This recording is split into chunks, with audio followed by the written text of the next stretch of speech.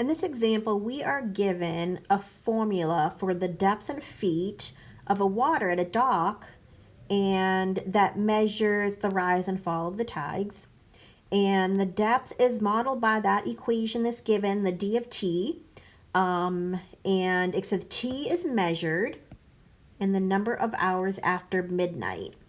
And the question asks us to find the rate at which the depth is changing, specifically at 2 a.m. So when we want to find the rate of the depth, that means we need to find the derivative. And because we want to find it at a specific point, we're going to find the instantaneous rate of change of the depth at t equals 2. Now I say t equals 2 because it's defined as, t is defined as the number of hours after midnight, and 2 hours after midnight is at 2 a.m., which is when we're trying to evaluate this at. So I want to find the derivative of t, or the derivative of d. And since d is a cosine function, when we take the derivative, we're going to have a negative sign function. So I have negative 5 sine of pi over 4t plus 3 pi over 4. Now because this is an inner function, I need to use the chain rule and multiply by the derivative of what's inside. And that function that's inside, if I take the derivative, I'm going to get pi over 4.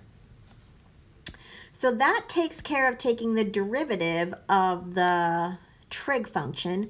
Now we have this plus 3 here. And when we take the derivative of a constant, it's 0.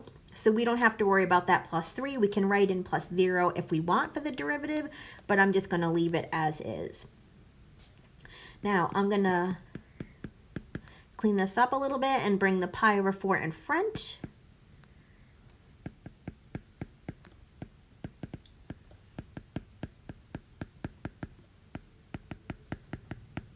Now I want to evaluate this for 2 a.m., which means I'm going to plug in t is 2.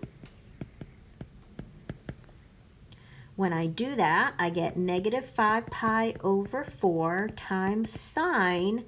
That will give me, when I plug in t is 2, that will give me 2 pi over 4. And then when I add that with the 3 pi over 4, that's going to give me a 5 pi over 4. Now, at 5 pi over 4, if I evaluate 5 pi over 4 with sine, that's going to give me a negative square root of 2 over 2. So I have negative 5 pi over 4 times the square root of 2 over 2, or negative square root of 2 over 2. And when I have a negative times a negative, that's going to give me a positive. And then when I multiply that out, I'm going to get 2.776801559, etc. We're going to round it. According to the problem, it says round to 4 decimal places. So my final answer is going to be 2.7768. And because the rate is going to be distance over time, and distance in this case is feet, time is hours, so this rate is going to be measured in feet per hour.